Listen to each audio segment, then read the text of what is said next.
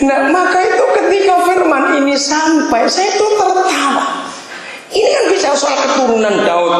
Dalam masa yang masih jauh, engkau telah memperlihatkan kepadaku ada serentetan manusia. Ini orang-orang hebat. Saya menemukan istilah ini dalam hidup saudara. Orang-orang yang dihargai oleh orang, kalau orang itu menjadi pembuat sejarah. Betul? Tahu kata pembuat sejarah? Itu akan dihargai oleh orang. Maka itu ayo kita buat sejarah.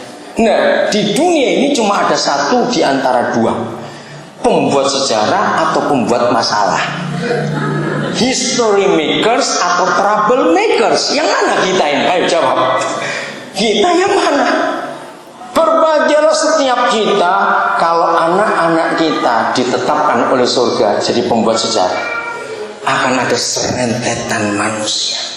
Dan akhirnya saya dipaksa kawin oleh Tuhan. Betul, saya dipaksa saudara.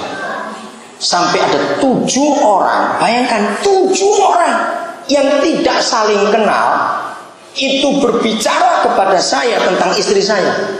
Nah, di situ saya mulai mikir. Jadi itu awal 91. Dalam 2 bulan itu baik saya ketemu ataupun ditelepon. Nah, mereka bertuju kenal saya dan kenal istri saya. Akhirnya saya konsultasi dengan seorang hamba Tuhan namanya Pak Pendeta Yusak Cipto. Kenapa Tuhan bisa bicara pada orang lain sampai 7 orang, tapi kenapa nggak bicara kepada saya? Nah, waktu saya ingat saya di Banjarmasin bersama Pak Yusak Cipto, bersama sosok kita dari Celebration of Praise, Pak Taras Yombing apa itu. Terus saya dibilang, dijendul kepala saya, dasar kowe, bilang gitu. Pak Yusak ngomong saya dengan bahasa Jawa. Loh, kenapa Om? Kalau kamu nggak pernah mencabut perkataanmu nggak mau menikah, maka Tuhan nggak akan pernah bicara kepada kamu tentang pernikahan. Jadi kalau dia bicara pada 7 orang, itu namanya kamu dipaksa kawin. Saya bilang, mati saya bilang begitu. Waduh, bagaimana ini? Saudara, tapi itu luar biasa. Maka itu saya sering berkata kepada semua orang, yang gak pengen kawin aja dikawinkan, apalagi yang pengen itu. Amin kan, cepat.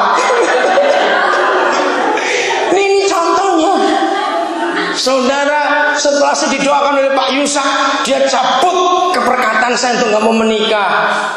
Mulai dari waktu ke waktu Roh Kudus mulai bicara. Klimaksnya salah seorang penatua saya namanya Nathanael Chen itu mimpi. Saya gak bilang pada mereka, gak usah dibilang, mereka juga gak percaya kalau saya gak mau menikah, karena mereka tahu saya gak menikah. Tiba-tiba Nathanael Chen ini mimpi, saya itu menikah dengan orang Indonesia tapi dari luar negeri. Saya bilang, mati kawin sungguh kalau begini saudara. Karena istri saya itu warga negara Kanada. Dia memang tinggal di Kanada. Dia orang Cirebon. Nah, mimpi ini kan sudah jelas bahwa ini pasti dari Tuhan. Nah, akhirnya saya konsultasi dengan Om Damaris. Esok meninggal, kami doa lagi, minta peneguhan. Saudara, Mei 91 saya langsung terbang ke Kanada. Enggak langsung bilang pada istri saya, kamu mau kawin, enggak bilang begitu, enggak gitu. Saya dekati orang tuanya, kakak yang pendeta, karena kakaknya itu ada pendeta. Akhirnya kami ngomong keluarga dulu, belum ngomong pada istri saya. September 91 saya balik lagi, saya melamar. Jadi kami enggak pakai pacaran. Masa tua-tua kok pacaran, ngapain, enggak tahu malu. September 91 ya saya melamar. Juli 92 kami menikah. Dan sungguh Tuhan luar biasa. Saya sering cerita kepada semua orang, kalau saya salah kawin sudah mati dari dulu. Kenapa? Karena ada penderitaan dalam hidup. Seorang istri saya itu jadi pendukung, penolong yang hebat sekali. Dan orang bisa melihat pelayanan jadi berkembang luar biasa gara-gara seorang istri yang hebat. Inilah sebuah contoh. Apa yang Tuhan katakan, pegang itu baik-baik. Jangan maunya sendiri, jangan milih, jangan. Kemarin di anak-anak muda saya memberikan definisi apa itu jodoh. Jodoh itu cuma satu kesimpulannya, kalau matamu nggak ikut-ikut milih. Jadi yang belum kawin nih, yang sudah kawin tutup mata, awas. Yang belum kawin dengarkan baik-baik. Jadi kalau mata saudara melihat seseorang, wih cantiknya, wih cakepnya, itu pasti bukan jodoh, itu pasti hawa nafsu. Tapi kalau mata saudara, ini orang jelek, kok giginya maju semua, matanya kenapa begitu? tapi hatimu kesetrum, nah itu jodoh. Amin kan, cepat. Beritahu pada anak-anak kita semua, ini serius sih. Karena pokoknya kalau mata itu pasti salah, dan itu pasti hawa nafsu. Harus hati yang menentukan. Harus hati yang menentukan. Maka itu kalau ada orang gak kawin-kawin, itu pasti salah dia, bukan salah Tuhan. Mungkin dia sudah menikah 6 tahun yang lalu, cuma ketika Tuhan kirim jodohnya kakinya pendek sebelah, dia tolak. Nah, salah sendiri.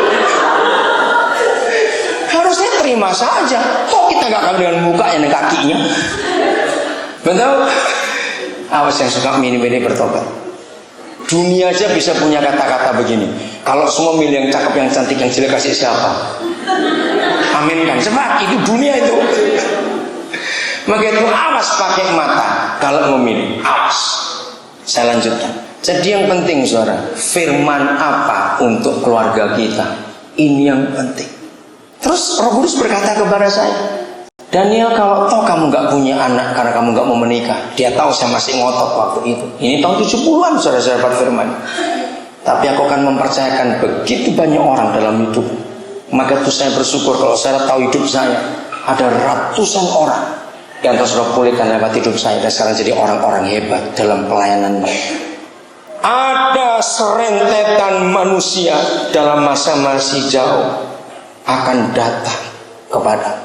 Saya tanya kepada saudara begini, kira-kira dalam serentetan manusia Daud sudah melihat Tuhan Yesus belum?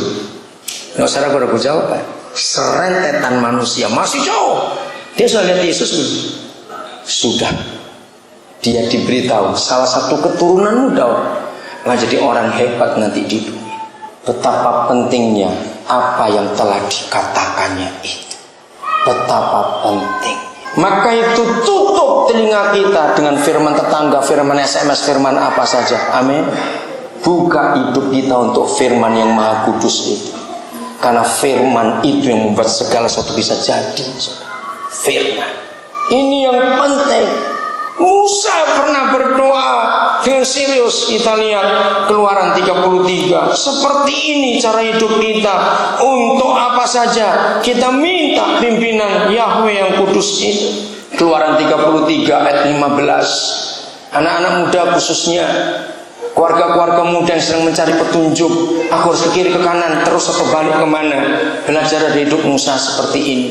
Berkatalah Musa kepadanya. Ayo kita baca sama-sama yang bagus. 1, 2, 3. Jika engkau sendiri tidak membimbing kami, janganlah suruh kami berangkat dari sini.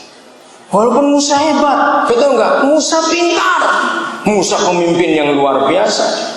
Tapi lihat, dia tidak mengandalkan pengalamannya. Katakan amin. Dia tidak mengandalkan kelihayannya, kepandainya memimpin bangsa itu. Dia jujur.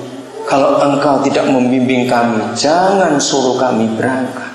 Ini sebuah sikap hati yang sungguh-sungguh minta tuntunan Tuhan dalam hidupnya. Hari-hari ini asrama kami di Sukapas yang dibangun oleh Freeport. Bersyukur. Asrama itu kami bangun tahun 97. Sudah reot, sudah hampir roboh. Tapi kami nggak mungkin bisa bangun karena biayanya mahal untuk ke sana.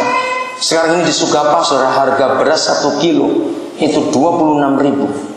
Bensin minyak tanah 1 liter 25.000. Kalau semua harus naik pesawat dari Nabire. Saudara, Freeport akhirnya bangun. Itulah jasa Pak Jonka juga. Sekarang dikerjakan asrama kami.